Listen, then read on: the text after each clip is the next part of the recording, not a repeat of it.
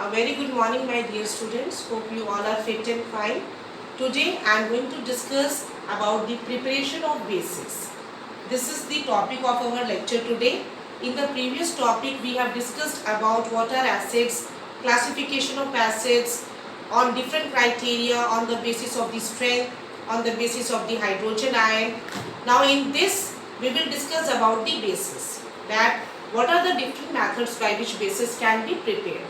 Before starting today's lecture, I would like to discuss about the basic concept related to the bases. Let us summarize those points. What are bases? Bases are oxides or hydroxides of metals. In the previous lecture, we discussed about the classification of bases on the basis of the strength, like strong bases and weak bases. Such bases which dissociate completely in water to give higher concentration of hydroxyl ion are known as strong bases, such as NaOH, KOH, etc. And such bases which dissociate partially in water to give lower concentration of hydroxyl ion are known as weak bases. In the same manner, we have also discussed about the bases in terms of hydroxyl ion, like monoacidic base, that is NaOH, KOH, diacidic base like calcium hydroxide, magnesium hydroxide, triacidic base like aluminium hydroxide. We also discussed about the physical and chemical properties of the bases, like neutralization reaction, or whenever any sort of base reacts with any ammonium salt, it releases the only basic gas, that is ammonia. So that is just a summarization. Now today we will focus on this topic, that is preparation of bases. What are the different methods by which bases can be prepared? So let me start with the first method. The first method is your direct combination method. With the help of this method, bases can be prepared because in this method, metals reacts with oxygen to give metallic oxide. Like I have written the equation, sodium reacts with oxygen to give sodium oxide. In the same manner, potassium reacts with oxygen to give potassium oxide. So this method is known as direct combination method, when metals reacts with oxygen to give metallic oxide. Two examples I have given. You can take more example also. Like magnesium with oxygen will give what? Magnesium oxide. Aluminium with oxygen will give what? Aluminium oxide. So this is the first method, that is direct combination method for the preparation of bases, where metals reacts with oxygen to give metallic oxide. Coming to the second point, that is dissolution of metallic oxide in water. Or rather I can say this second point is related to the first point only. In the first method, we have seen how metallic oxides are formed, and in the second method, when those metallic oxide reacts with water, they form bases. For example, sodium oxide reacts with water to give sodium hydroxide. In the same manner, we can write this also, like potassium oxide reacts with water, it will give what? It will give potassium hydroxide, and so many other examples are there. So this is the second method. When metallic oxide reacts with water, it will give base. All alkalis are bases. Again I am repeating this point.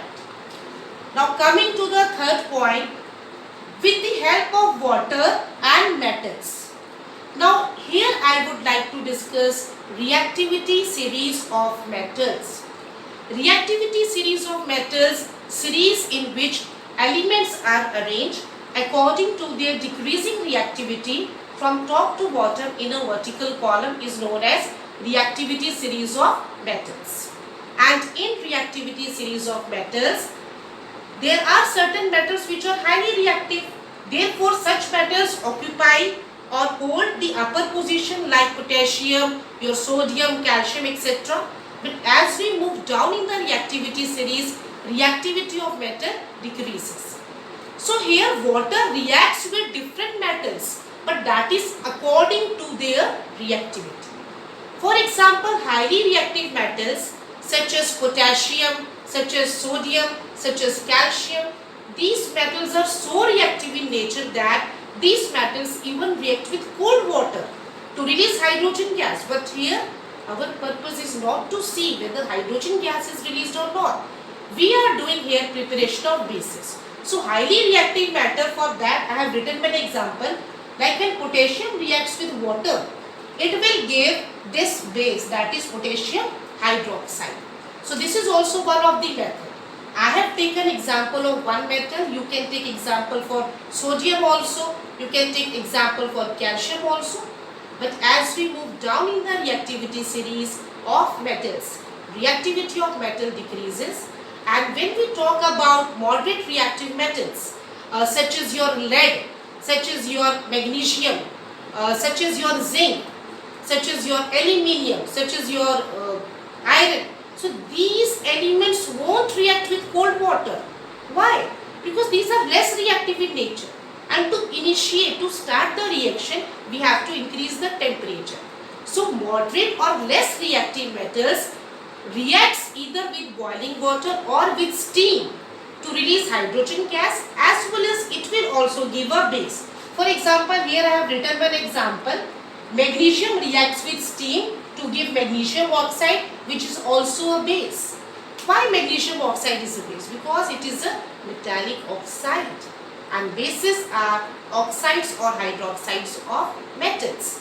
So this is the third method, that by using metals and water, bases can be formed. But it depends upon the reactivity.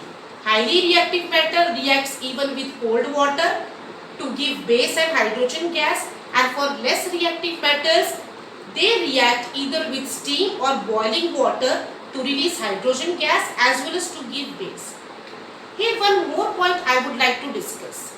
If I will talk about your the elements like which are present below hydrogen in the reactivity series, which are very less reactive in nature, such as your mercury or silver, so they won't form these bases either with boiling water or with steam or with cold water. Why? Because their reactivity is very less. Coming to the fourth point, thermal decomposition of metallic nitrate and carbonates. Before discussing this, I would like to discuss this term, thermal decomposition. The word thermal is used for heat.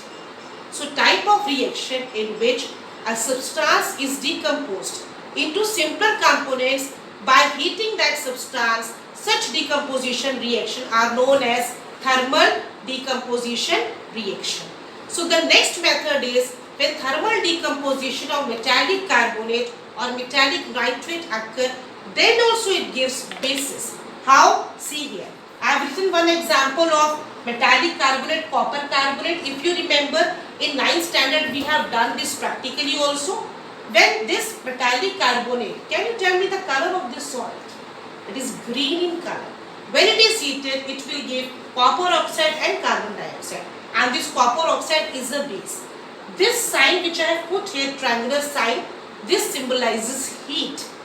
In the same manner, we can take example for calcium carbonate also. When it is heated, it will give CaO plus CO2. And there are not many more examples for this. In the same manner, heating of metallic nitrate, such as here I have taken lead 2 nitrate.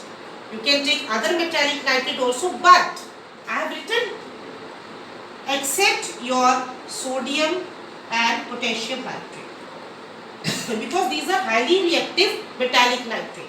So if I will take this one, NaNO3, or I will take KNO3, in this case I will not obtain base. Why?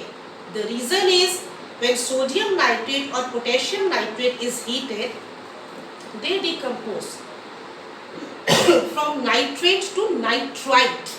They will not give us base. But here I have taken lead 2 nitrate, or if I will take calcium nitrate, then it will decompose to give base along with the reddish brown gas. That reddish brown gas is your nitrogen dioxide and oxygen. The last, but I say not the least, that is double displacement reaction. It is a type of reaction in which two compounds react with each other to give two new compounds. Excuse me. For example, in this case, zinc sulfate reacts with sodium hydroxide. One salt with one base give another salt and another base. it will give sodium sulfate and zinc hydroxide. So this is fifth method for the preparation of bases. Thank you.